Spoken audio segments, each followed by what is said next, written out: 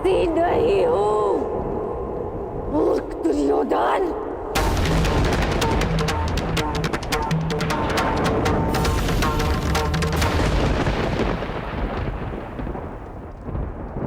मैं साम्राज्ञी हूं। तुम्हारी चौसर पर पड़ा कोई मेरू नहीं जिसे जब जी चाहे उठाकर फेंक दोगे।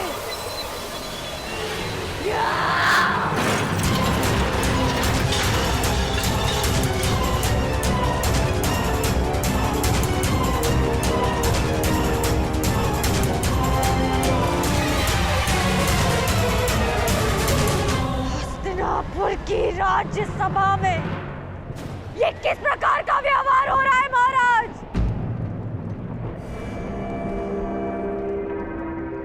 मैं कुरुवंश की कुलवधू हूं,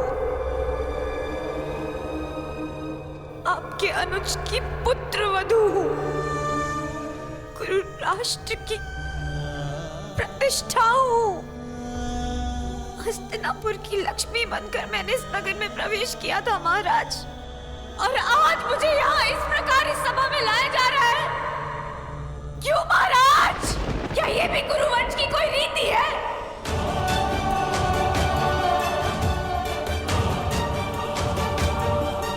पितामह, आप तो हस्तिनापुर की प्रतिष्ठा के रक्षक हैं, तो आज हस्तिनापुर के सम्मान का अंत होता हुआ आप कैसे देख सकते हैं?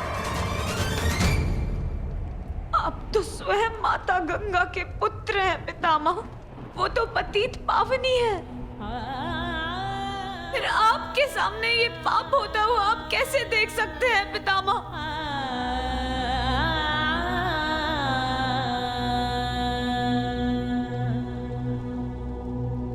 गुरुद्रोण, क्यों हो रहा है मेरे साथ ऐसा व्यवहार?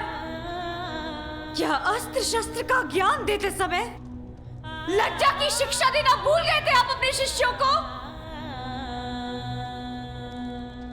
क्या युद्ध भूमि में अपने प्राणों को दांव पर लगाने के साथ साथ एक स्त्री के मान को भी दांव पर लगाना सिखाया आपने?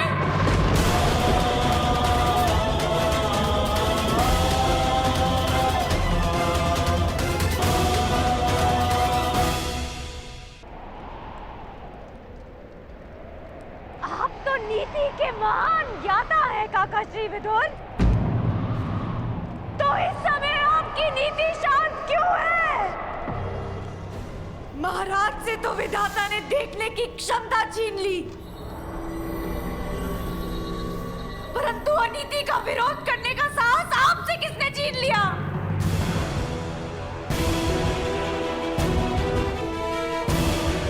अपनी मन की आंखों से देखिए महाराज, आपके पुत्र किस प्रकार मर्यादा भंग कर रहे हैं।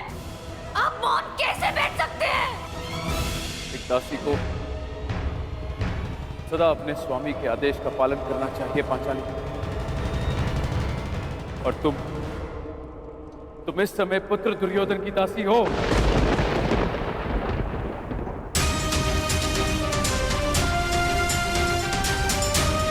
मैं कैसे दासी हो गई? किस प्रकार दासी बन गई मैं? अभी तक धर्मराज युधिष्ठिर ने मेरे प्रश्न का उत्तर दिया ही नहीं।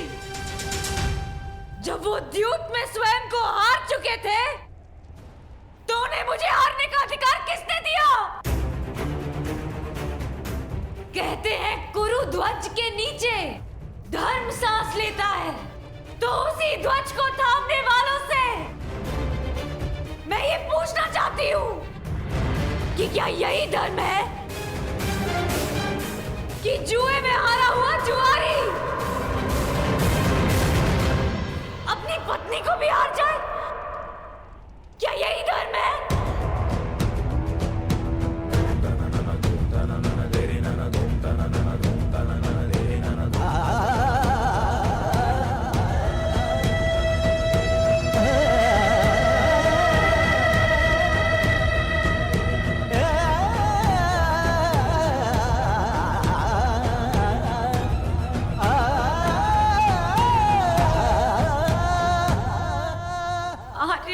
के महान शूरवीर पांडव,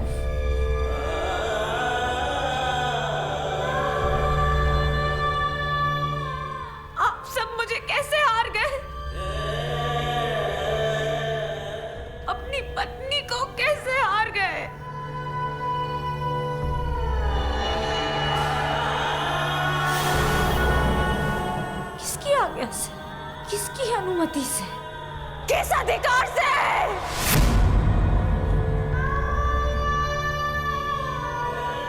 मैं आप पांचों में से किसी एक की नहीं, आप पांचों की पत्नी हूं। इसीलिए आप सभी के अर्धांग पर मेरा अधिकार है, और ये अधिकार किसी भाई के अधिकार से कहीं अधिक है। माना कि आप पांचों भाई हैं, परंतु एक पत्नी का अधिकार परिवार में सबसे अधिक होता है। मनुष्य की मृत्यु पर परिवारजन केवल दुखी होते हैं, परंतु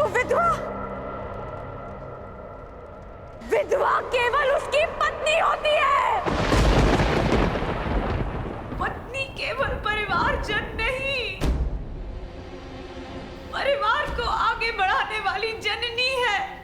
उस जननी को कैसे हार गए आप? कैसे?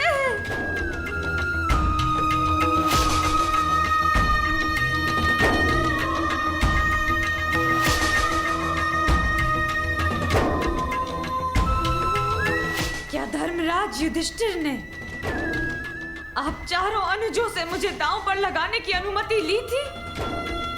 क्या आप चारों कनिष्ठों ने अनुमति दी थी?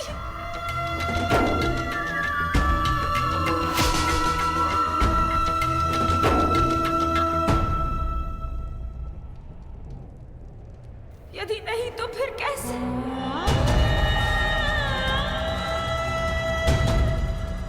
तो फिर कैसे मुझे दांव पर लगाया गया? कैसे मैं दासी बन गई? क्या धर्मराज के धर्म का भाला अपनी धार खो चुका था? क्या महाबली वृकोदर भीम की गदा इतनी भारी हो गई थी कि उनसे उठी नहीं? क्या महाधनुर्धार अर्जुन अपना गांडीव चलाना भूल गए थे? क्या नकुल और सहदेव खड़ग उठाने में समर्थ नहीं थे?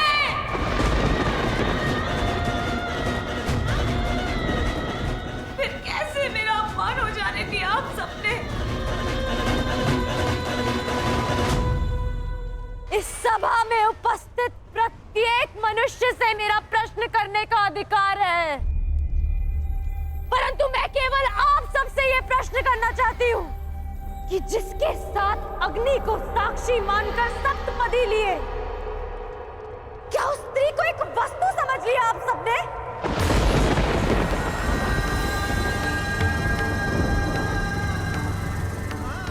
क्या स्त्री एक वस्तु है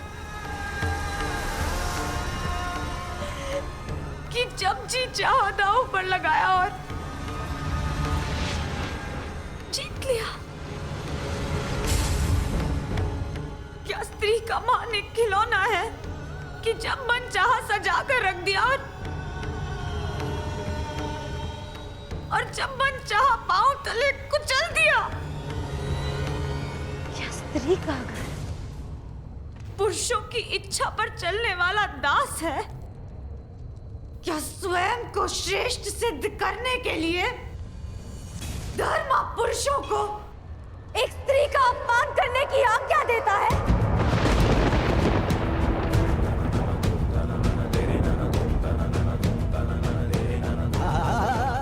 या धर्म स्वयं ही एक स्त्री के अपमान का कारण है?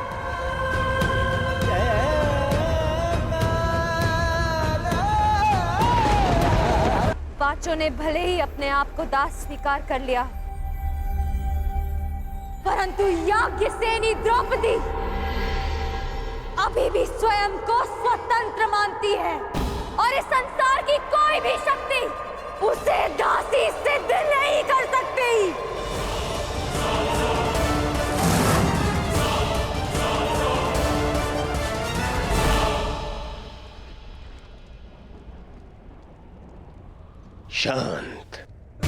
शांत हो जाओ द्रौपदी।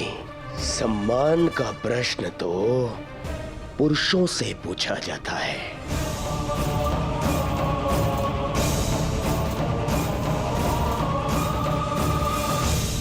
ये पांचों के पांचों नपुंसक है, नपुंसक।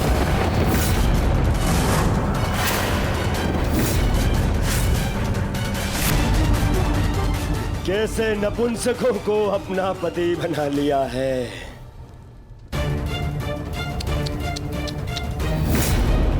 मुझे बहुत बुरा लग रहा है। एक काम करता हूं, मैं तुम्हें भी एक अवसर देता हूं। एक अवसर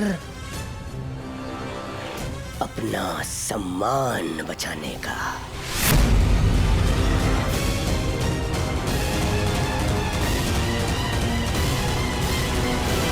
मुझे अपना लो द्रौपदी।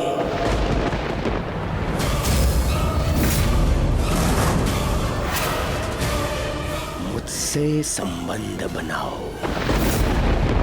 तो मैं वचन देता हूं, मैं तुम्हारी सुरक्षा करूंगा। मुझसे संबंध बना लिया तो ना तो कोई तुम्हारे ऊपर आंख उठाकर देखेगा और ना ही मुख उठाकर कोई दासी कहेगा।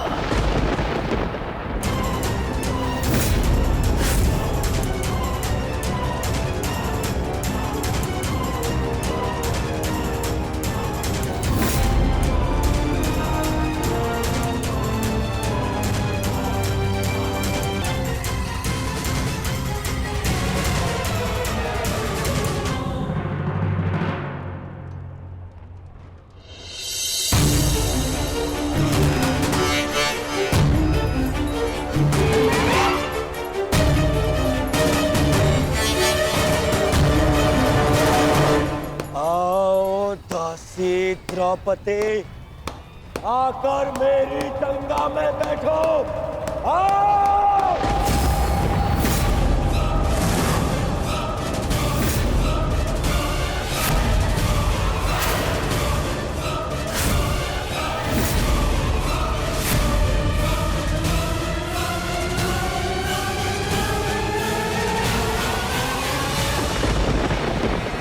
आओ दासी द्रौपदी, आकर मेरी जंगा में बैठो। आओ!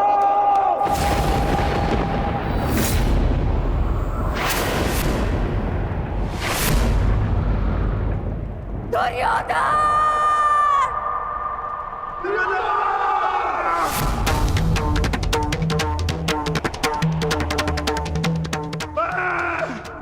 पांडुपुत्र भीम, ये प्रतिज्ञा लेता हूं कि मैं तुम्हें ऐसी मृत्यु दूंगा कि संपूर्ण भूमि सदियों तक कांप उठेगी।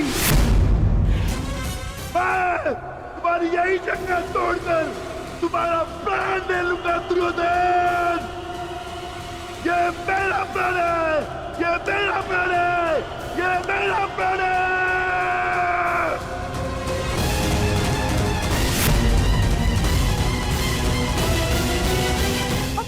कुलवधू का ऐसा अपमान देखने के लिए आपके पास आंखें तो नहीं है महाराज, पर कान तो है। सुन तो सकते हैं कि ये हस्तिनापुर के विध्वंस के पंजाब है।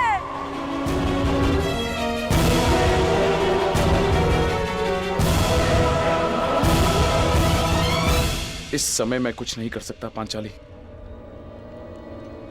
तुम दुर्योधन की दासी हो और तुम्हें उसकी आज्ञा का पालन करना होगा।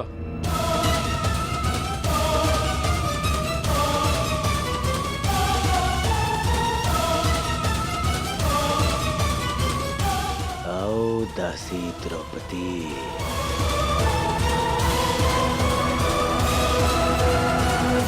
अपने स्वामी की आज्ञा का पालन करो। आओ। मैं यज्ञ की अग्नि से जन्मी यज्ञ सेनी हूँ दुर्योधन, और अग्नि की ताप को बांधा नहीं जा सकता।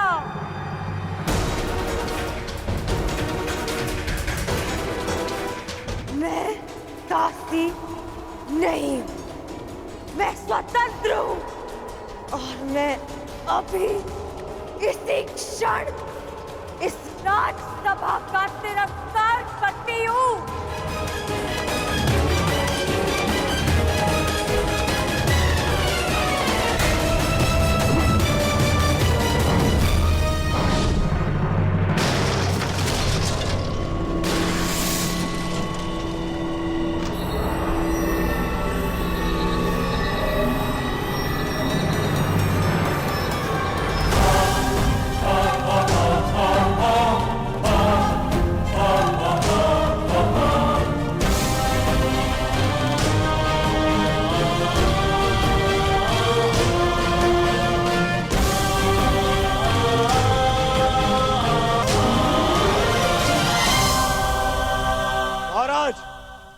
ये दासी आपका और मेरा अपमान करके इस सभा से जा रही है। क्या इसे दंड देने का अधिकार है मुझे? द्रौपदी, यदि तुमने दुर्योधन की आज्ञा नहीं मानी तो तुम दंड की पात्र होगी।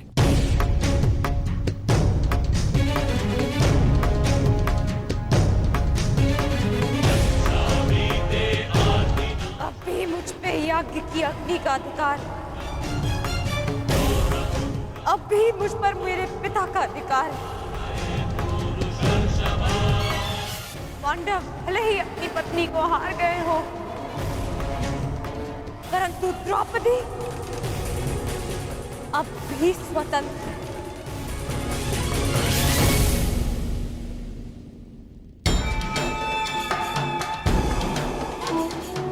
जब तक मन से स्वतंत्रता का मान नहीं जाता, तब तक दासत्व का भान नहीं होता।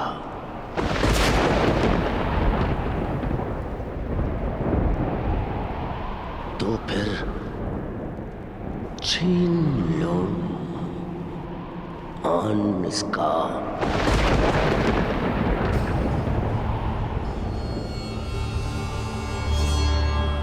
वस्त्र हरण करो इस दासी का।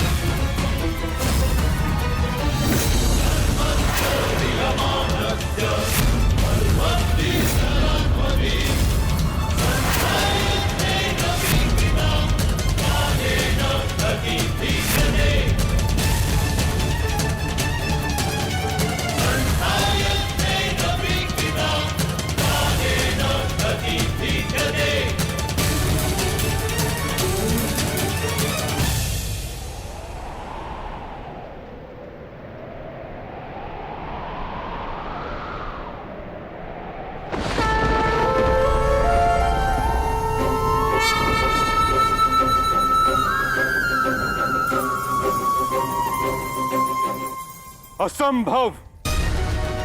तुमने इस विषय में सोचने का दुस्साहस भी कैसे किया दुर्योधन?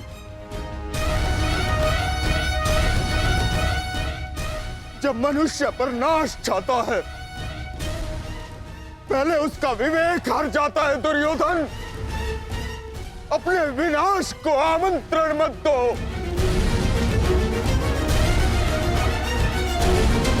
महामंत्री ठीक कह रहे हैं, ऐसा अनर्थ मत करो, मत करो। अनर्थ तो अब होगा इस सभा में। आज्ञा दीजिए भ्राताश्री, हम इनका सर्वनाश कर देंगे।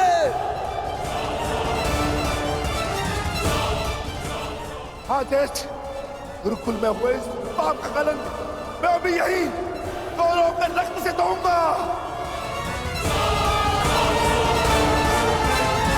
हाँ देश, या तो हमारे प्राण ले लीजिए या फिर हमें इनके प्राण लेने की आज्ञा दीजिए। मौन रहो दास। दास हो ना? क्या तुम दास नहीं? क्या ये दास ही नहीं? और एक दासी को दंड देने का अधिकार है कि नहीं मुझे? ये अधिकार नहीं है। दासी हो या शत्रु, एक स्त्री का मान भंग नहीं किया जा सकता।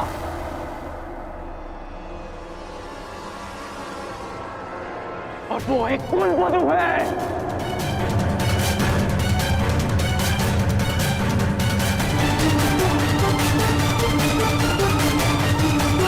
अरे ये कुलवधू नहीं, ये नगरवधू है। नगरवधू है कौन?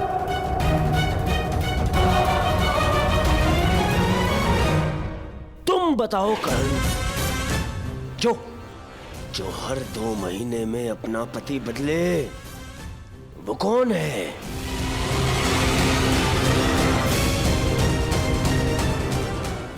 जो स्त्री 5-5 के साथ शयन करे, उसे क्या कहा जाता है?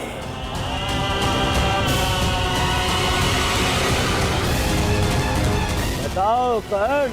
शब्दकोश में 5-5 पुरुषों के साथ में संसर्ग करने वाली स्त्री को क्या कहते हैं?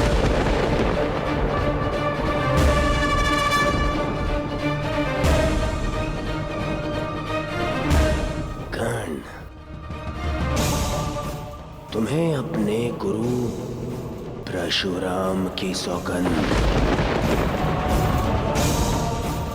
मेरी मित्रता की सौगंध है कर्ण। तुम्हें बोलना होगा। तुम्हें सौगंध है कर्ण? बोलो, क्या शब्द है ऐसी स्त्री के लिए? बोलो कर्ण, सौगंध है तुम्हें, बोलना होगा तुम्हें। सौगंध है, बोलो। क्या कहते हैं? क्या कहते हैं? क्या कहते हैं? क्या कहते हैं? क्या कहते हैं? क्या कहते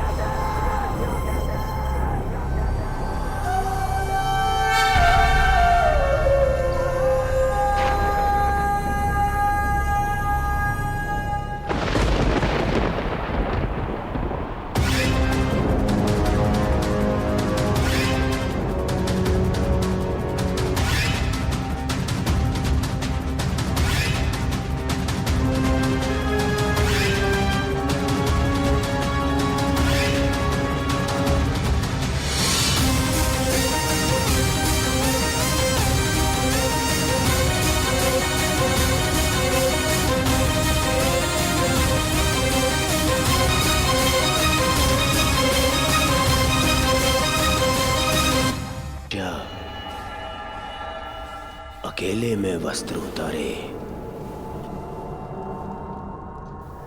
या सबके सामने, कोई अंतर नहीं। उससे उसका मान भंग नहीं होता, अपितु दर्शकों को आनंद मिलता है। दुर्योधन, इसे क्षण बंद करो ये सब। अपने विनाश को आमंत्रण मत दो दुर्योधन। दुर्योधन, ऐसा प्रतीत होता है कि इस समय तुम्हें वस्त्र हरण करने का विचार त्याग देना चाहिए, क्योंकि यदि इस समय वस्त्र हरण किया तो इस सभा में बैठे महापुरुष अपने वचनों को तोड़कर हमारे प्राण भी हर सकते हैं। इस दासी के वस्त्र हरण से पूर्व तुम्हें इन वीरों का शस्त्र हरण कर लेना चाहिए। ठीक है मामा श्री।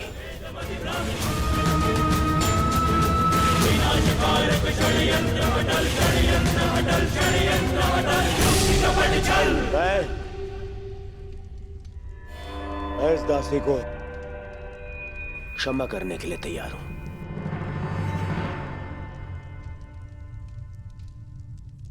परंतु एक स्थिति में कि यहां बैठे सभी स्वतंत्र वीर मेरे समक्ष अपनी सेवा स्वीकार करेंगे, हाथ जोड़कर हाथ जोड़कर मुझे अपना स्वामी माने, सब शपथ ले कि यदि उनके शस्त्र उठेंगे तो वो केवल मेरे लिए उठेंगे। यदि स्वीकार है तभी मैं इस दासी को क्षमा कर सकता हूं।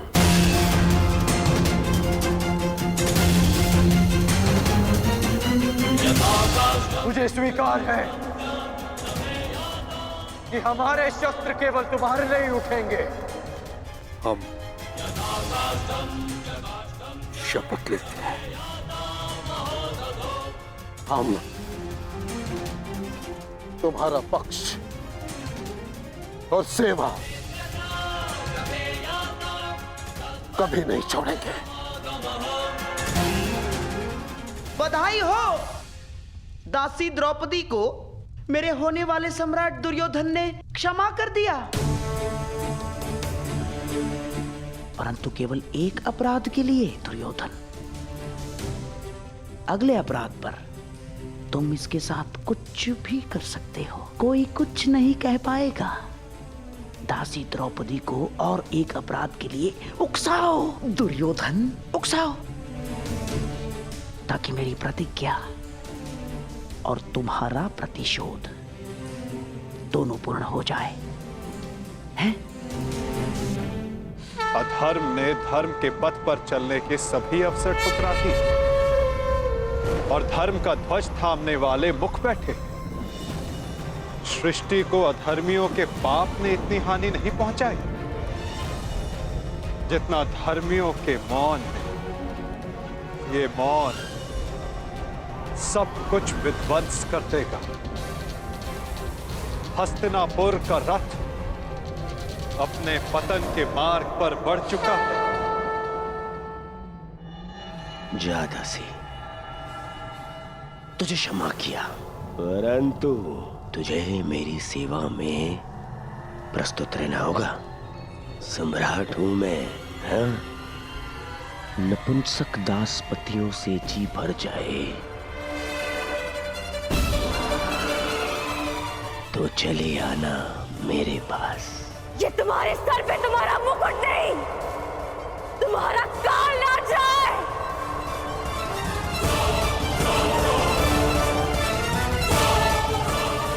नीच!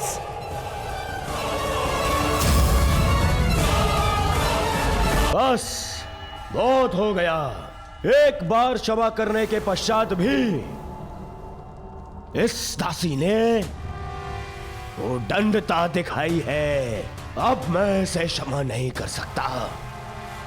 इस दासी का घमंड हरना होगा। आगे बढ़ो दुशासन और वस्त्र हरण करो इस दासी द्रौपदी का।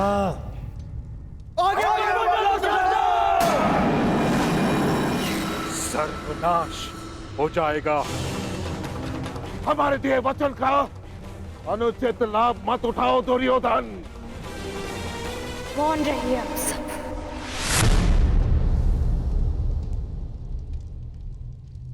क्योंकि आप सब में से किसी में वो क्षमता ही नहीं है। अरे बंधे रहिए अपने अपने धर्म के खूंटे से। वो कैसा धर्म जो आपकी शक्ति को आपकी निर्बलता बना दे। मुझे ऐसे धर्म से अपना मान बचाने की कोई आशा नहीं। जिन्हें बड़ा माना वो सब अपने अपने धर्म से बंधे। जिन्हें पति स्वीकार किया खुदास बन गए। आप सब मेरा रक्षण नहीं कर पाएंगे। अब मेरी सहायता वो ही करेगा जो सबसे बड़ा है और ये सारा संसार जिसका दास है।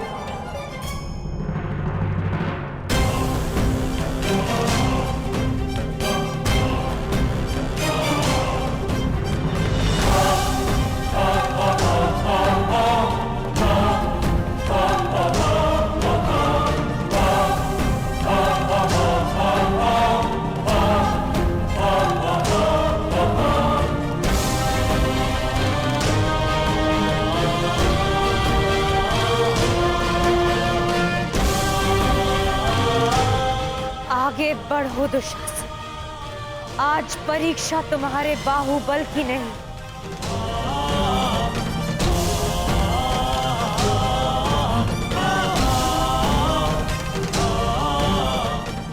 मेरी आस्था की है।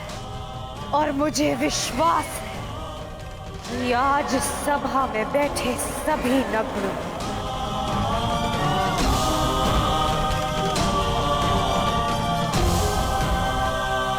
और द्रौपदी की रक्षा करने आप स्वयं आएंगे गोविंद।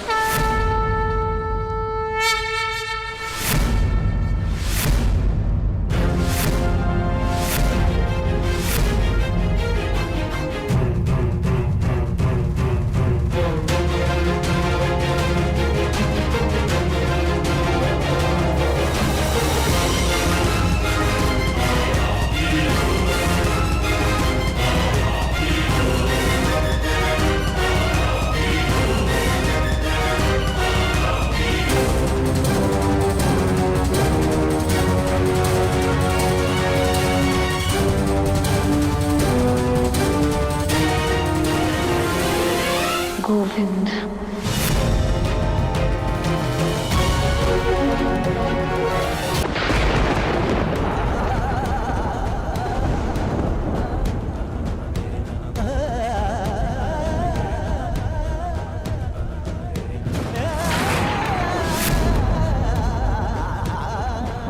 गोविंद,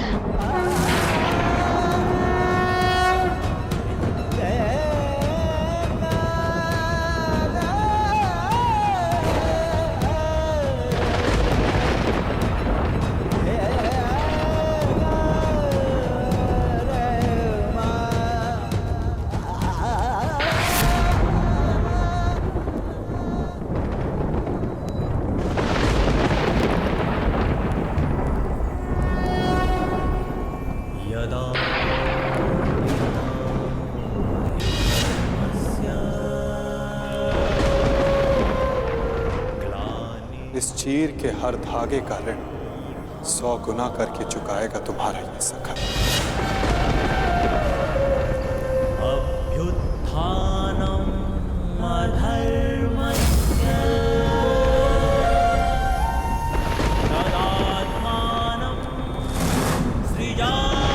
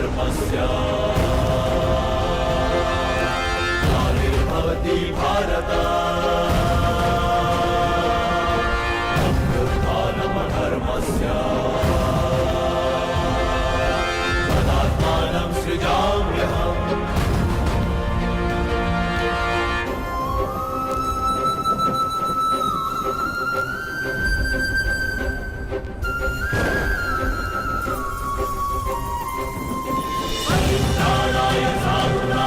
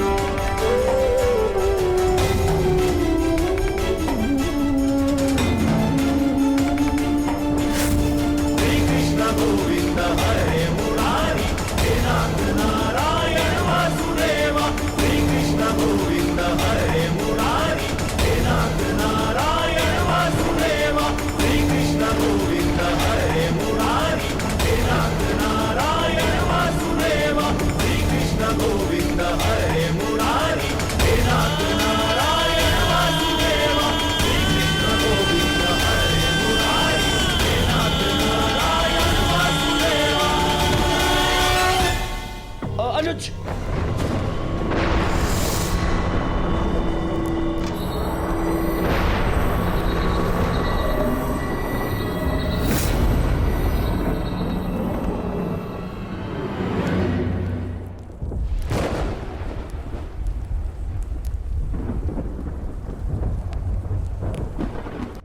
द्रौपदी,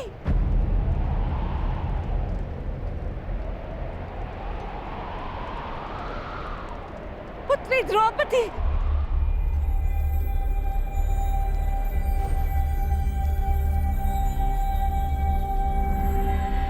ये क्या अनर्थ हो रहा है सभा में?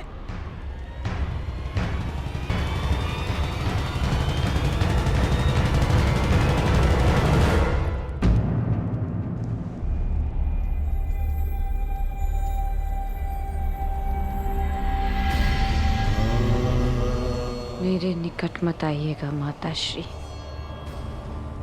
मैं मलिन हूँ। नहीं नहीं पुत्री, मेरी पुत्र वधु मलिन नहीं हो सकती। मैं आपकी पुत्र वधु नहीं,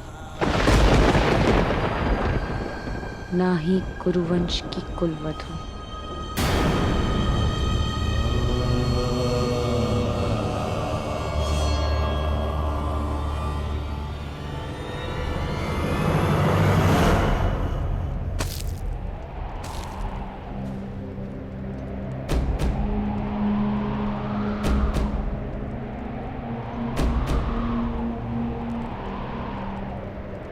और ना ही आपके पुत्रों की पत्नी।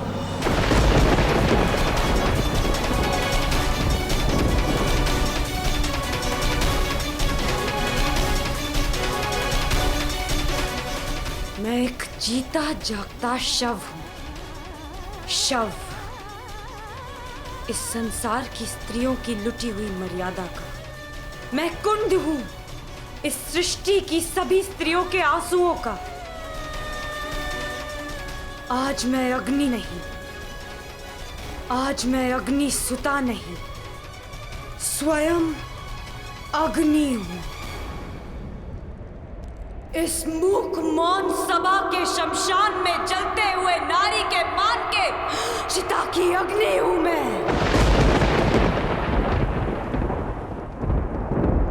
जो सब कुछ भस्म कर देगी, सब कुछ नाश कर देगी।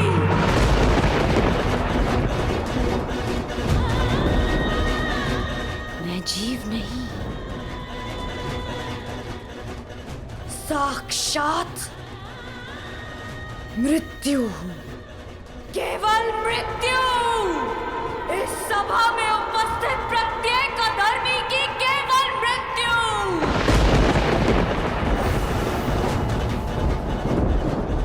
जो इस नग्न सभा में विनाश का नग्न नृत्य करेगी, जो सभा मेरा अपमान देखकर मौन रही, वो सदा के लिए मौन रह जाएगी।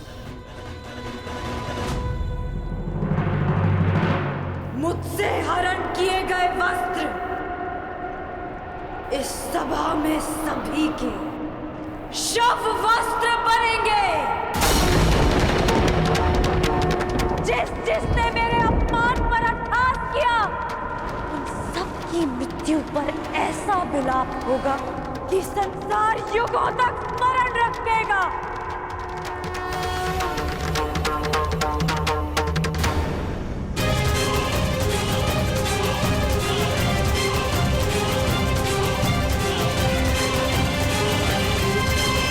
मैं याज्ञसेनी श्राप देती हूँ इस सभा को। नहीं पुत्री, इन्हें श्राप मत दो। अपनी ज्येष्ठ माता की बात सुन लो। क्यों सुनूं किसी की? क्यों? जब मेरी चीत्कार किसी ने नहीं सुनी तो फिर क्यों?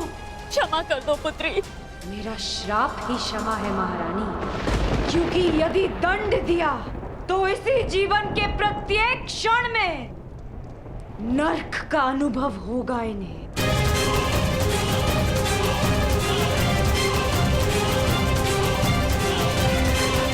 ठीक कहा पुत्री पांचाली।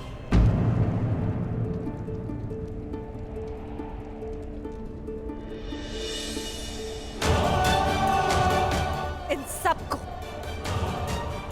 जीवन के हर पल नर्क का अनुभव होना चाहिए।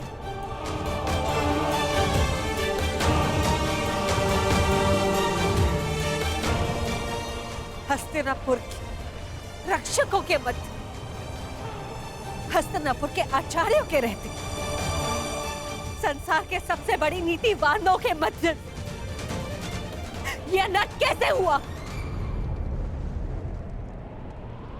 मैं आपसे पूछती महामंत्री, हस्तिनापुर में अंधे युग का प्रारंभ कैसे हुआ? क्यों नहीं आपने इच्छा मृत्यु मांग ली ताजश्री?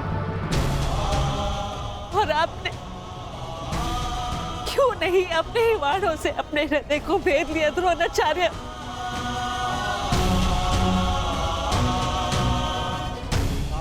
आज तुम्हारे मौन रहने के कारण देवताओं पर से विश्वास उठ चुका है मेरा। कैसे होने दिया ये अपना? कैसे बन गए इनके दास? कैसे? मैं द्वारका से कृष्ण की नारायणी सेना लेकर आऊंगी और बलराम के बल से विनाश कर दूंगी इसका।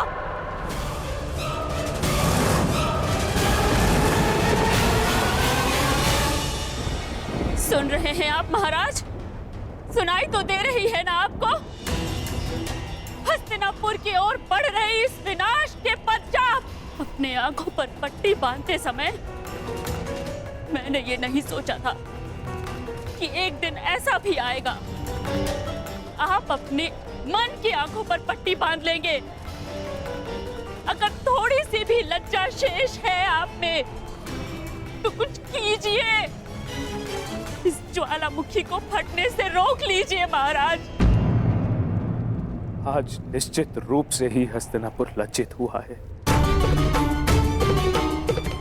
पांचाली पुत्री, मैं तुम्हें वर देता हूं,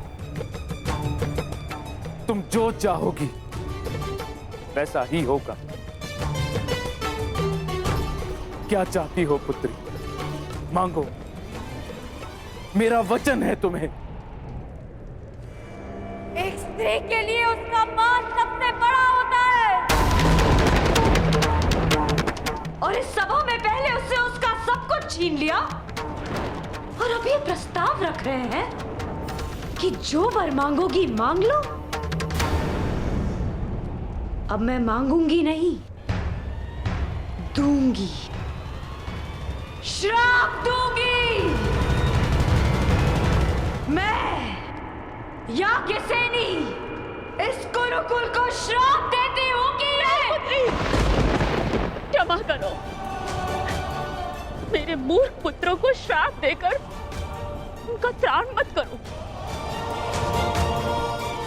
तुम्हें जो चाहिए वो मांगो, परंतु श्राप मत दो। मुझसे जो छीना गया वो मुझे कोई नहीं लौटा सकता, परंतु इस अधर्मी खेल में मेरे पतियों से जो छीना गया वो उन्हें लौटा दीजिए।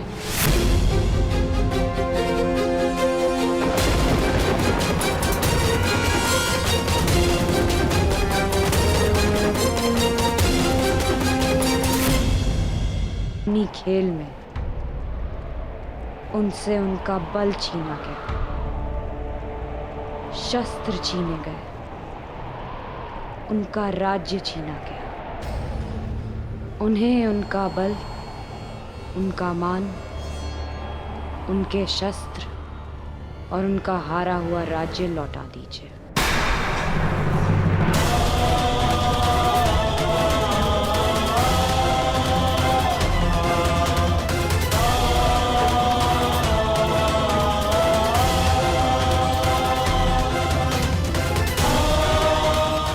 वाह,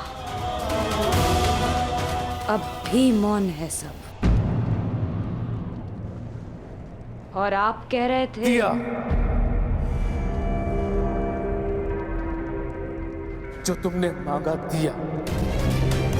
पांडवों का राज्य, संपत्ति, शस्त्र और बल मैं सब लौटाता हूं।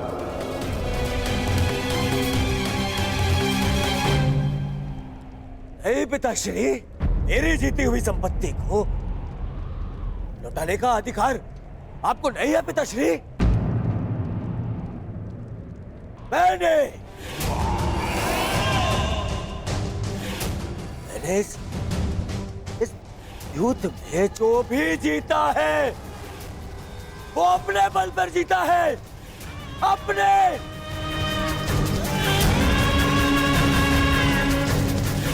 बिना छल के जीता है, बिना युधिष्ठिर को विवश किए जीता है,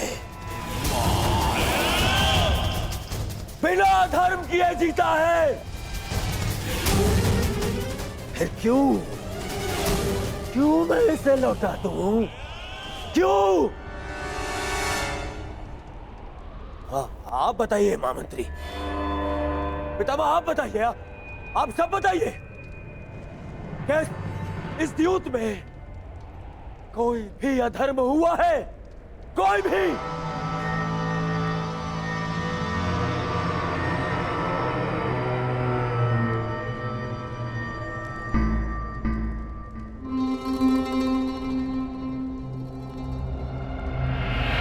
फिर से मौन हो गए सब। अधर्म सामने खड़ा होके पूछ रहा है कि उसने क्या अधर्म किया, और सब फिर से मौन। इस सभा में इतना सब कुछ हो जाने के बाद भी आप सब मौन है।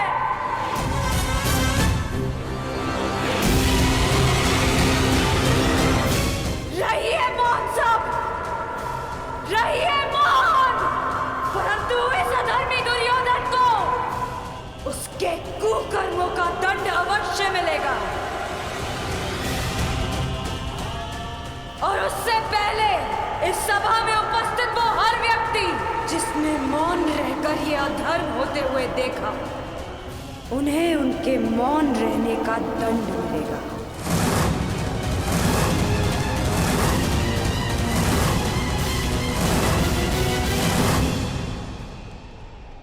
श्राप है ये अग्निसुता द्रौपदी का।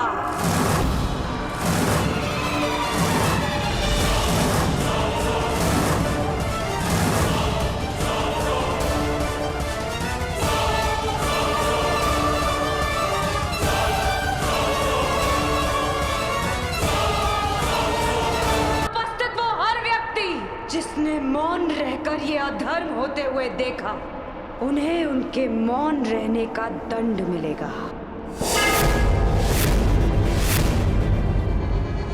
श्राप है ये अग्निसुता द्रौपदी का।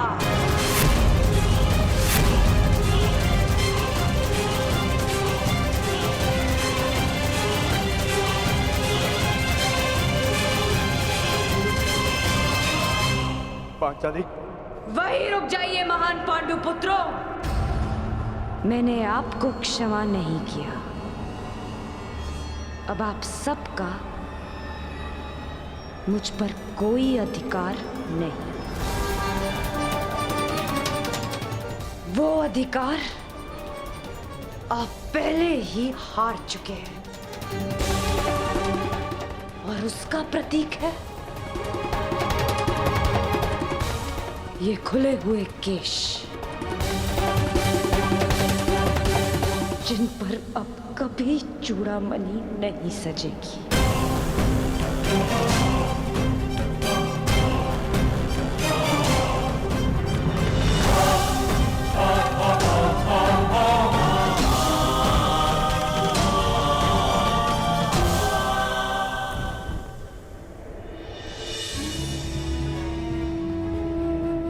अपना जीवन दांव पर लगाकर स्त्री संतान को जन्म देती है।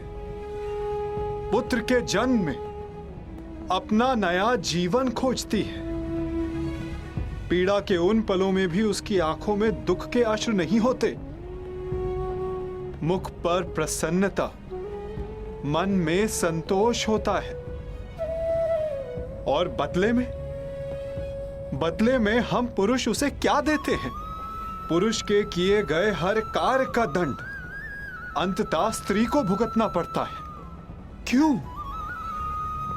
राम को दंड देने के लिए सीता का हरण होता है।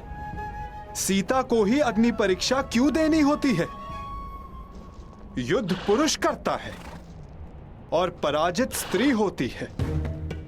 वीर गति पाकर पुरुष स्वर्ग भोगता है और विधवा होकर स्त्री नरक भोगती है। क्यों? क्यों पुरुष का अहंकार जगता है और स्त्री की स्वतंत्रता को सुला दिया जाता है? जुए में, मदिरा के मद में धन पुरुष खोता है और भूख स्त्री के भाग्य में आती है। क्यों? विवाह के पश्चात स्त्री सौभाग्यवती बनकर घर में आती है और उसके मस्तक पर सिंदूर के रूप में उसके पति की दासी होने का चिन्ह लगा दिया जाता है। अपनी इच्छा से 100 पत्नियां रखने वालों को पराक्रमी समझा जाता है और दुर्भाग्यवश एक से अधिक विवाह करने वाली महिला को वैश्या कहकर पुकारा जाता है। क्यों? पुरुष असफल होकर संसार का त्याग करता है और अपना घर संसार चलाने के लिए स्त्री को संघर्ष करना पड़ता है। क्यों हम पुरुषों के हर दुष्कर्म का फल स्त्री को भुगतना पड़ता है? जो जीवन देती है उसका अधिकार तो केवल आनंद, प्रसन्नता और सम्मान होना चाहिए। फिर उसका चीरहरण क्यों होता है? स्मरण रखना, जब तक स्त्री को मान, सम्मान और अधिकार मिलेंगे ये सृष्टि फलेगी, फूलेगी, विकास होगा। और जब जब स्त्री का मान भंग होगा, जब जब उसका अभिमान पुरुष के दम तले कुचला जाएगा, तब विनाश होगा। हर बार एक नए रूप में एक महासंग्राम होगा, एक महाभारत होगा।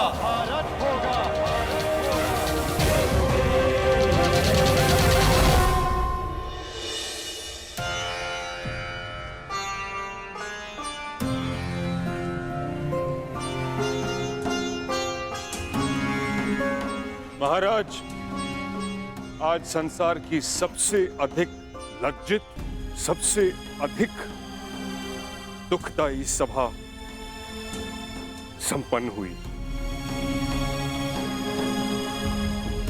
अब आज्ञा दीजिए। नहीं है आज्ञा।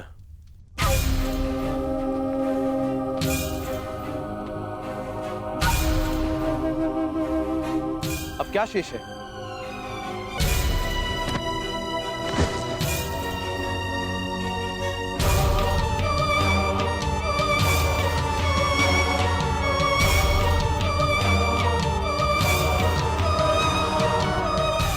इस सभा को अभी अपने महाराज का पिंडदान देखना शेष है।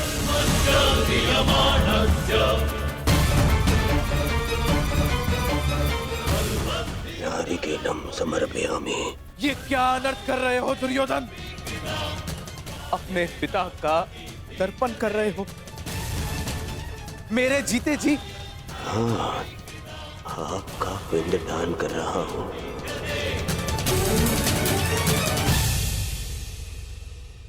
मैं आज से अनाथ हुआ पिताश्री। ये क्या मूर्खता है दुर्योधन? ये मूर्खता नहीं है, ये मेरे और मेरे पिता के मध्य का संबंध है जिसे आज मैं तोड़ रहा हूं।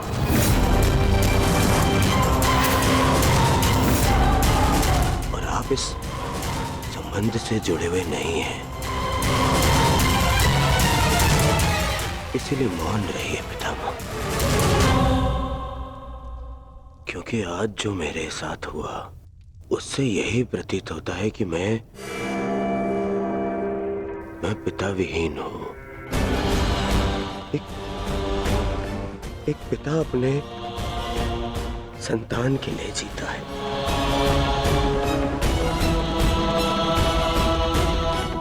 परंतु आज मेरे ही पिता ने मेरे ही साथ इतना बड़ा अन्याय कर दिया। क्या अनर्थ प्रलाप कर रहे हो दुर्योधन? मैं प्रलाप कर रहा हूं?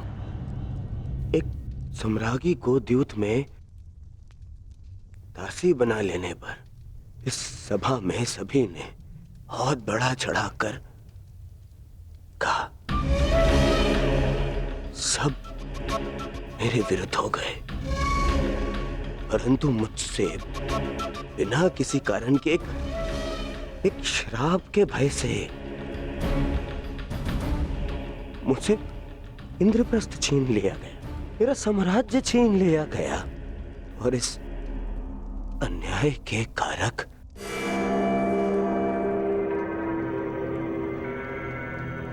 आप हैं पिता महाराज। पहले पितामह के कारण हस्तिनापुर का विभाजन होने दिया आपने, और आज एक श्राप के भय से मेरा जीता हुआ साम्राज्य छीन लिया। महामंत्री, वेदों के ज्ञाता, महाज्ञानी, मंत्र पढ़े। मैं आज अभी इसी क्षण अपने पिता